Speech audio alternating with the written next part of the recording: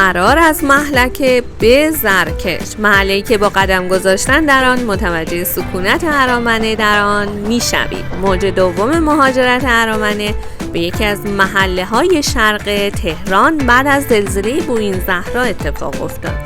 بیش از 60 سال پیش در مجاورت محله نارمک و در شمال خیابان تهران نو محله‌ای ساخته شد. این محله جمعیتی بالغ بر 21979 نفر داره که اغلب آنها را شهروندان ارامنه تشکیل می‌دهند.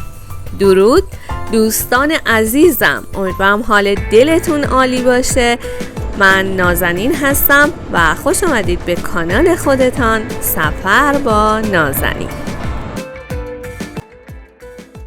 دوستان امروز شما رو با خودم آوردم به محله زرکش. میخوایم با هم قدم بزنیم داخل این محله رو ببینیم و داستان کوچه هلند رو براتون بگم و اصلا چرا اسم این محله زرکش نام داره. با من همراه شید تا انتهای ویدیو و خوشحال میشم مثل همیشه که از من حمایت میکنین با لایک و کامنت های قشنگتون و همینطور اگه تا الان کانالمو سابسکرایب نکردین با فشردن دکمه سابسکرایب و زنگوله باعث میشین ویدیوهای قبلی و بعدی من برای شما نمایش داده بشه که باعث میشین انرژی بیشتری بگیرم برای ساخت ویدیوها از محله های مختلف و داستان پیدایششون. محله زرکش 4299 متر مربع مساحت داره و مانند بیشتر محله های شهر تهران جزو مناطق حاشیه‌ای محسوب میشه و دارای زمین های بایر بسیاری بوده. حضور ارامنه و دیگر اقوام در این محله و فعالیت آنها برای رونق محله به مرور باعث آبادانی این بخش از شهر شده است. این محله زرکش در ابتدا زمین‌های بایری بود که محله وحیدیه، مجیدیه و حشمتیه رو تشکیل میداد. آلبرت آوانسیان یکی از اهالی محله زرکش درباره پیشینه این محله میگوید روزگاری در محله زرکش تا چشم کار میکرد زمینهای بایر بود. کوچه های محله زرکش یک به یک ساخته میشدن. خانه ها آب و برق نداشت و این محل امکانات رفاهی مناسبی هم نداشت. اما کم کم ارامنه‌ای که در بهجت آباد تهران ساکت بودند و به مرور به محله زرکش فعلی آمدن و این محل رو آباد کردن. شنیدن داستان ورود ارامنه به محله زرکش هم خالی از لطف نیست. ارامنه از نقاط مختلف کشور به اینجا آمدن و محله جدید رو ساختن. آوانسیان در این باره میگوید بعد از جنگ جهانی دوم کشور ارمنستان فراخوانی برای پذیرش ارامنه از کشورهای همسایه دادند. به این ترتیب حدود 30,000 نفر از ارامنه در این فراخوان ثبت نام کردند و در نهایت حدود 20,000 نفر از ارامنه ایران به ارمنستان رفتند و به دلیل زیاد شدن تعداد ارامنه ارمنستان پایان پذیرش ارامنه را اعلام کرد. در این میان تعدادی از ارامنه که زمین‌های خود را در نقاط مختلف کشور ایران فروخته بودند به ناچار در بهجت آباد تهران ساکن شدند. عده‌ای در همان بهجت آباد ماندند و عده‌ای هم به دلیل ارزان بودن زمین در شرق تهران در محله‌های وحیدیه، زرکش و مجیدیه که به عنوان حاشیه‌ای در شهر محسوب می‌شد ساکن شدند. بخشی از شهروندان قدیمی ساکن محله زرکش هم از بوئین‌زهرا به اینجا آمدن. این ساختمون رو می‌بینین سینما روز سابق بوده که الان به این حال و روز افتاده.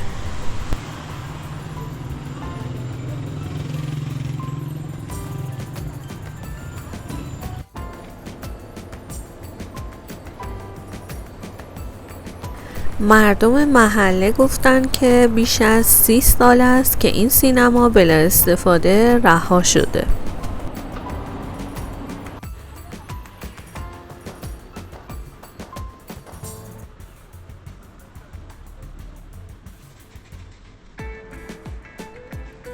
از این قسمت وارد خیابون میرحسینی میشیم که 3 کوچه معروف و همینطور کوچه هلند که بهتون گفتم داخل این خیابون هست که میخوایم بریم داستان و پیدایش این 3 کوچه رو بدونیم جریانش چیه و داستانش چیه.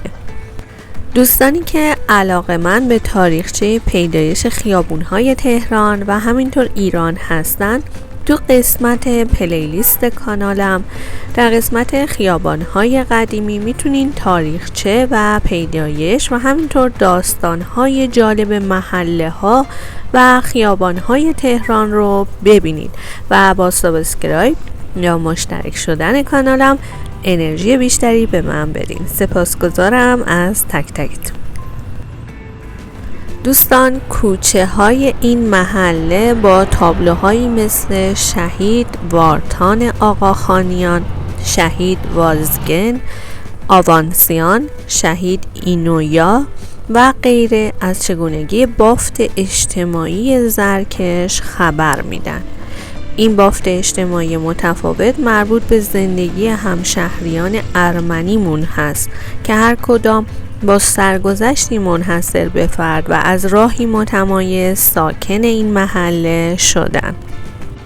مسلمان، زرتشتی، ارمنی و یهودی سالها در این محله در کنار هم زندگی کردند و محله رو ساختن. با گذر زمان بخشی از محله ها به شکل سنتی به اقلیت دینی خاصی تعلق گرفته. محله هایی که در اونها آداب و رسوم و حتی شکل های خاصی از معماری و شهرسازی دیده میشه.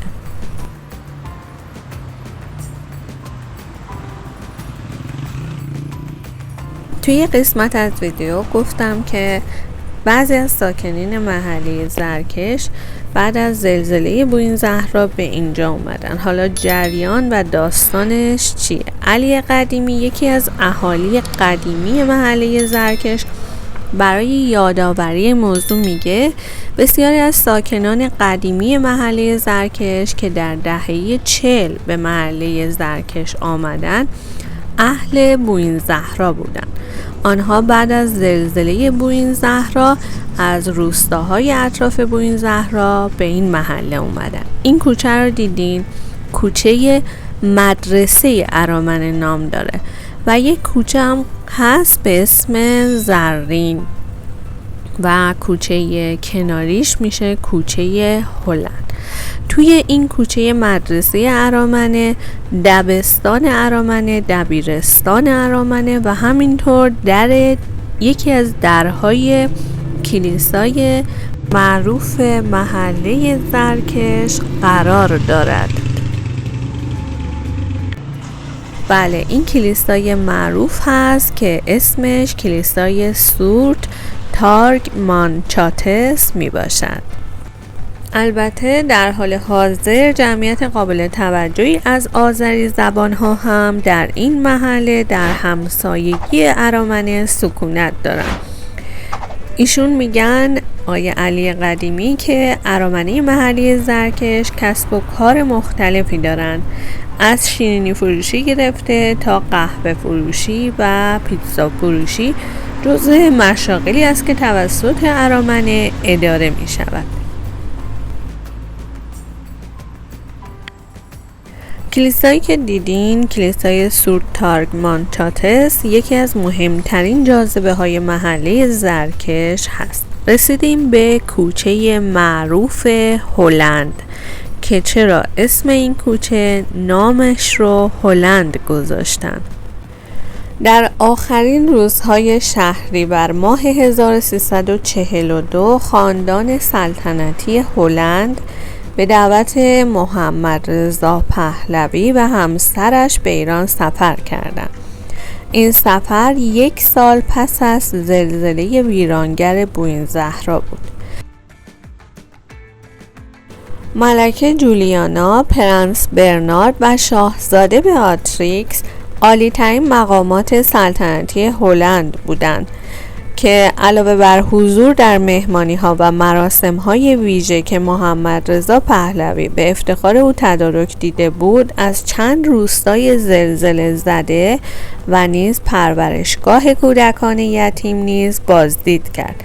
گفته میشه مهمانان هلندی پادشاه ایران پس از این بازدید آنقدر تحت تاثیر شرایط وخیم زلزله زدگان قرار گرفتن که دستور ساخت چندین خانه در مناطق زلزله زده به خرج هلندی ها رو صادر کرد.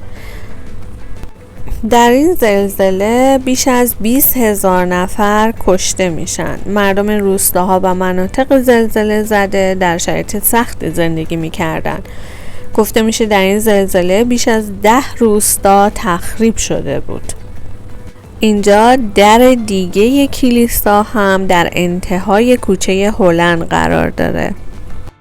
خلاصه اینکه ملکه هلند بعد از بازدید از زلزله زدگان زمین‌های بایر شرق تهران در محله زرکش کنونی رو برای زلزله زدگان میخره و دولت هلند خانه‌هایی رو برای این افراد میسازه که هرگز دیدین، همونطور که دیدین آجرایی و قرمز رنگ بود و در نهایت یکی از این 3 کوچه به پاس خدمات دولت هلند به نام این کشور نامگذاری میشه. دولت هلند در 3 کوچه زرین، مدرسه ارامنه و هلند حدود 70 خانه میسازه. اینجا هم باشگاه فرهنگی ورزشی ارامنی سیپان هست که در سال 1342 تأسیس شده بود.